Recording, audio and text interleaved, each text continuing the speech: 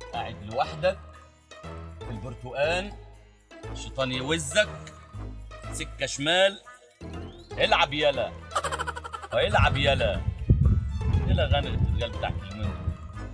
فين زمن الست وعبد الحليم والجماعه التقال دول؟ ايام الاغنيه ما كانت بتاخد 4 ايام. عامل ايه؟ حبيبي ازاي الحال؟ انت طيب يا حبيبي، عامل ايه؟ قاعد لوحدك كده ليه في البرتقال؟ بيحسدوا الكلب على نومته في الدار. قاعد في الخمس فدادين بتوعك ليه؟ لا يا حاج انت بتفكرنا بنحسدك. مش حسد ولا حاجه يا ابني، بس انت يعني اهو الكلام يودي في داهيه، والشجر زي ما انت عارف ما عادش بيشيل زي الاول. عموما انت عامل ايه؟ شوية زرع السنة اللي فاتت اللي ب 500,000 انت جاي تنق علي؟ انت جاي في ايه؟ بص انا جاي حسيت كده ان انت فاتح في القعد. فاتح فين؟ بدك تفشر كده في الكلام يا تفشر في حد يقول لي الكبير بتفشر، معلم سطور بتفشر. يا عم اسمع الكلام. ما هو العيب عليك يا عم فتحي، انت لما تلاقيني في وسط القعده كده فتحت ونخعت والنخعه وصلت للسما، خلاص تعمل لي فرمله، توقفني، تقول لي حيلك، تديني اشاره. طب قول لي ايه الاشاره اللي اي كده سقفي، اي حل يلد عليك، بس هديني شويه. ماشي خلاص كده عرفنا اسلوبك.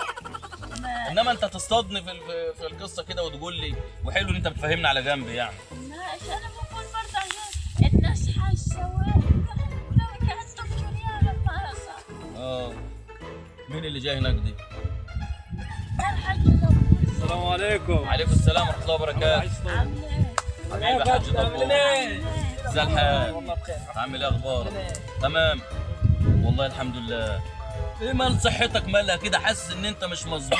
والله يا حاج الصحة من النازل دول. انت عارف الناس والله زمان وهو ده اللي نفعني دلوقتي وخلاني تشوف انا عندي كام سنه بس بصحتي. كان الاول زمان كده واحنا شباب الواحد يقعد على الطقه في الاكل، يعني لما يجي يذبح ولا حاجه مثلا نقعد في الطقه لوحدها ناكل 10 كيلو لحمه، 8 كيلو لحمه، 6 كيلو لحمه، 5 كيلو لحمه، 3 كيلو لحمه، وعلى الطلاق ما عاد منزل اكتر من كده. انت واقف لي بقى في ام كل الحكايه وتك تك تك طالع لي فين؟ انت مزاع يا حاج سطور والله. والله انت مزاع مين؟ انت ما حضرتش يا ابني ايام الخير؟ كان الخير ده جد. مالكش حل في المال.